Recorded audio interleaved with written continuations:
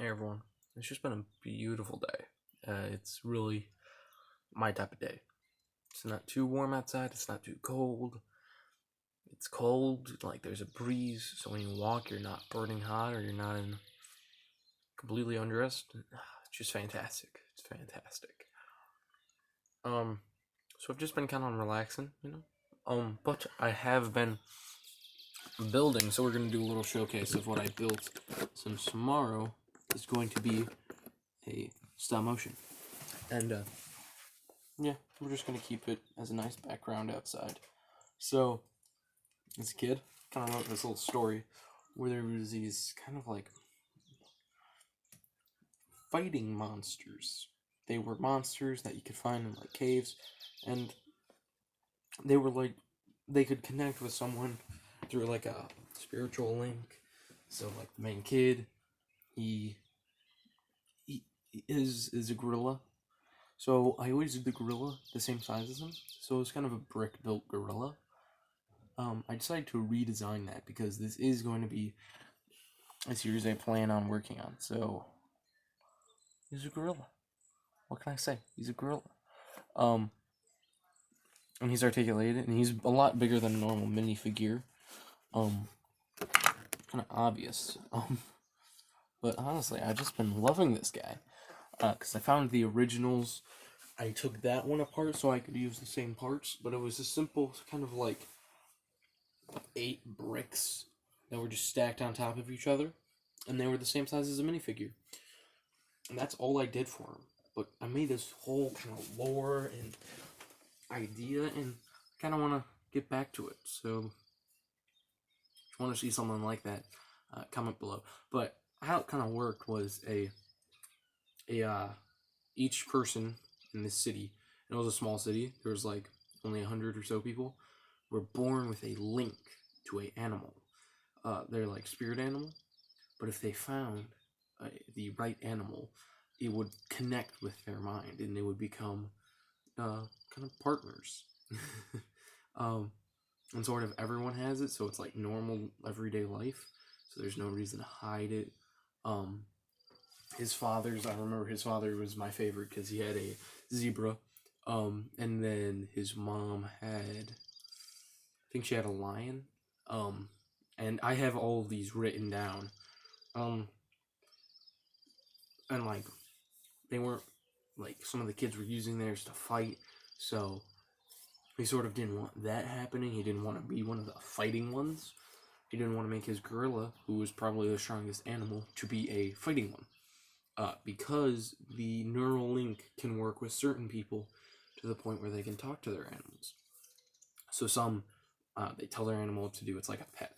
So this one kid, he has a monkey, and he can't talk to the monkey because the monkey doesn't like him. But they are neural linked, so the monkey can understand him and has to do kind of what he says. Another guy, he had a fox, and his fox would only talk rarely, but was very talkative. But his was always the most talking one, and he can't really fight. He's too slow, and he's old. He is a silverback gorilla, and he's old. I think he was originally like, I don't know, 60 or something.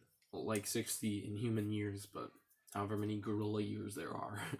He was whatever age he was. I've just been kind of having fun with it. Because remembering that stuff was fun. Because I did it with such small stuff. So I can definitely see me bringing that back into a new kind of scene, into a new kind of way, a new lore, and new thing.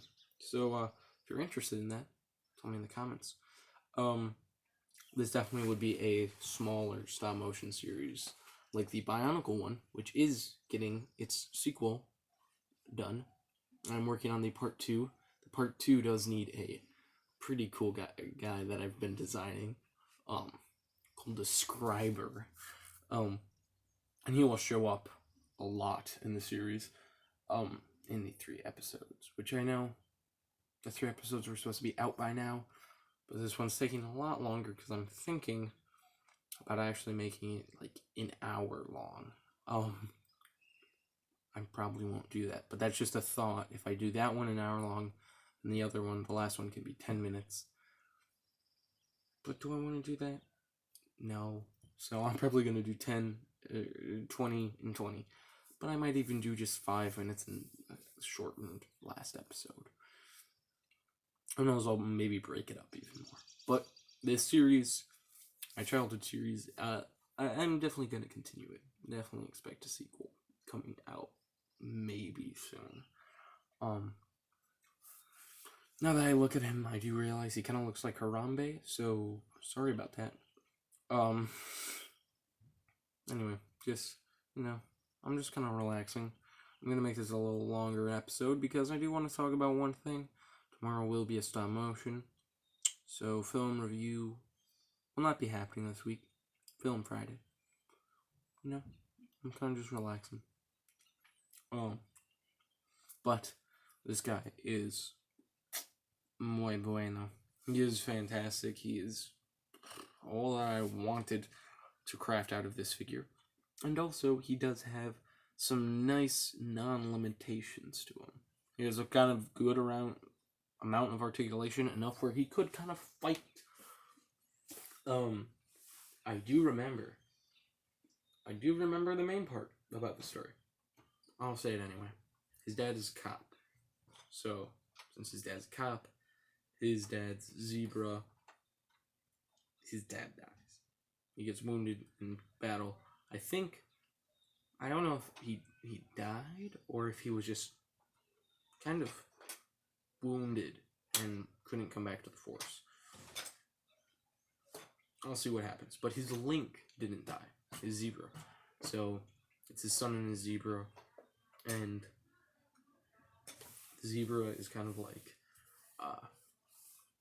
kind of becomes neural linked with him, with the main kid. So the kid, he's kind of like linked with this. And so he tries to find the guys who did that to him because they used their animal as a weapon. So they are going to kind of stop that. And that's going to be happening throughout the series. So can't wait to see you guys in the next video. X-Men with Hulk. That'll be a pretty fun episode. Anyway, we'll see you in the next episode. Peace.